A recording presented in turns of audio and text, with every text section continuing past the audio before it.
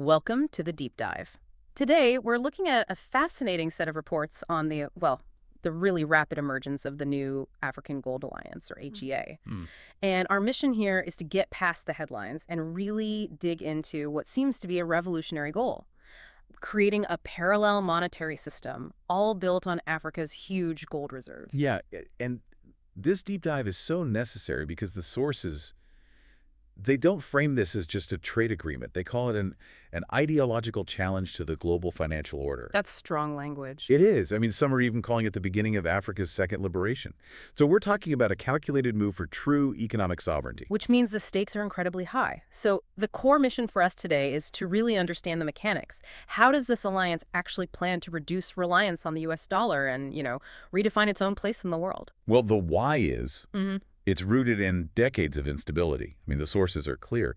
For years, these resource-rich African nations have been caught in a really vicious cycle. The value of the U.S. dollar swings up and down, often because of U.S. policy or things happening completely outside of Africa. And suddenly their commodity prices are a mess, their export earnings get wiped out, and their foreign debt just inflates. So dollar dominance wasn't just some abstract financial idea for them. It was a direct mechanism for importing volatility. Exactly. They were economic passengers, not drivers. Hmm. And you see this ideological shift most clearly with the Sahel Alliance countries, Burkina Faso, Mali, Niger. They're really at the heart of this. Their messaging has been so potent. It has this idea that their future will be backed by gold, not loans, not foreign aid. Yeah. It's a complete rejection of that traditional Western-centric model of assistance and, frankly, governance. And we should be clear, this isn't just a few countries. The AGA brought together the continent's largest gold producers. We're talking West, East, and Southern Africa. All of them. And collectively, they're sitting on some of the richest, most untapped gold fields on the planet. We saw an early sign of this with Ghana, right? Absolutely. The reports flag Ghana's move as a key indicator. They prohibited foreign companies from exporting small-scale gold after that April 30th deadline. That was the first major step. Consolidate the physical supply chain. Keep the actual gold at home. Okay, so if Africa is coordinating its resource wealth on this massive scale, what was let's call it the unvarnished reaction in Washington? The sources use phrases like full-blown panic mode. Yeah, that's not an exaggeration. The reaction was severe because from the U.S. perspective, this is probably the most direct threat to the dollar in modern history. Wow. You have to understand the dollar's role. It's the world's reserve currency. It's how global trade gets settled. And for the U.S., that status provides immense strategic influence. It's the main tool for enforcing sanctions. So it's not just about printing money easily. Losing currency dominance means losing the ability to dictate global terms. Precisely. It's about geopolitical leverage. And when this news broke, the internal crisis scenario started flying around U.S. agencies. The fear wasn't just economic competition. It was the speed of a potential systemic collapse. The warnings were pretty stark. They were. The sources list some of them. You had concerns that U.S. inflation could skyrocket, that foreign investors could walk away from U.S. debt, and that an average citizen's savings could shrink overnight. I mean, those are catastrophic scenarios. They are. But beyond the pure economics, what Washington found most troubling was the symbolic message. That the dollar was no longer essential? Exactly. No longer indispensable. If a major resource-rich continent can just bypass the dollar for trade, it fundamentally undermines the U.S. ability to shape world events through currency control. The world suddenly needs fewer dollars. That makes perfect sense. Okay, so let's shift to the how. If the goal is to decouple, how is the AGA actually challenging the pricing power of, the big players in London and New York? Right. And this is where the strategy, frankly, brilliant. It's a two-pronged attack that completely overhauls the commodity pipeline. Okay, let's unpack that. What's prong one? First, refining and storage. Historically, African nations would just export raw gold ore. Right, the raw material. And that ore would be priced and refined in, say, London or Switzerland. They captured all the value add and they held the physical bars. The AGA strategy flips that script.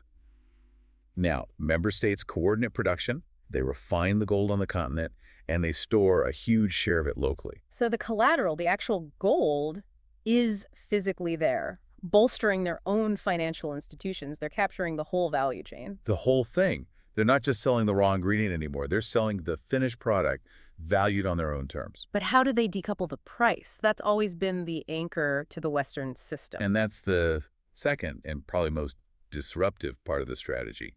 The alliance announced it's creating a regional commodities exchange. one that lists gold prices completely independently of the London and New York markets. How is their pricing model different? The Western models are heavily influenced by paper gold. Futures contracts, speculation. It often has very little to do with actual physical supply. Right, it's a financial instrument. The AGA's exchange is different. It uses an algorithmic model, but one that ties the price directly to, well, to real things, to Africa's physical supply, to its verifiable strategic reserves, and to actual continental demand.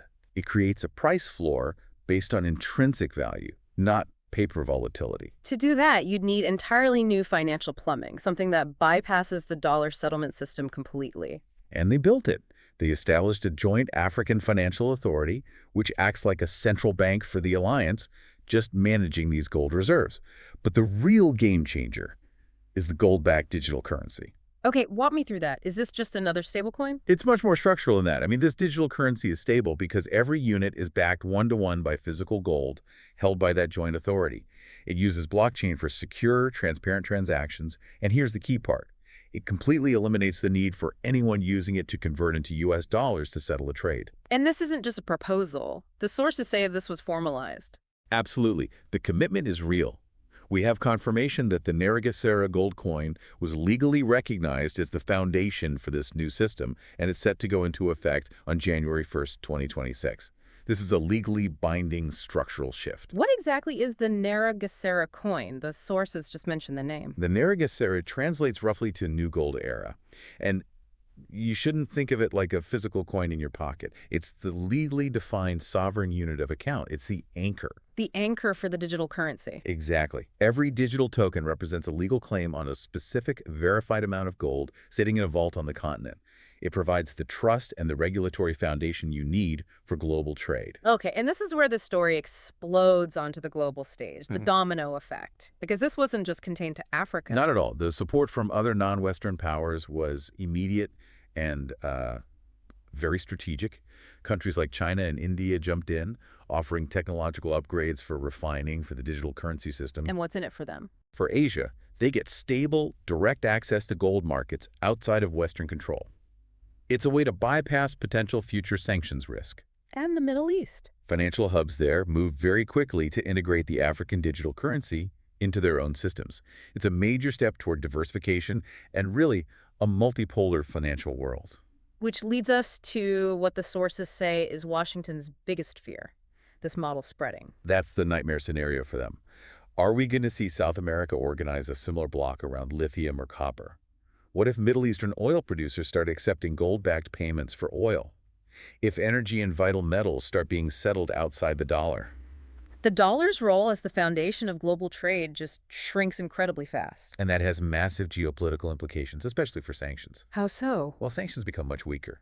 If the U.S. sanctions a country, that country can now just trade using this gold-backed currency with partners in Africa, Asia, and the Middle East.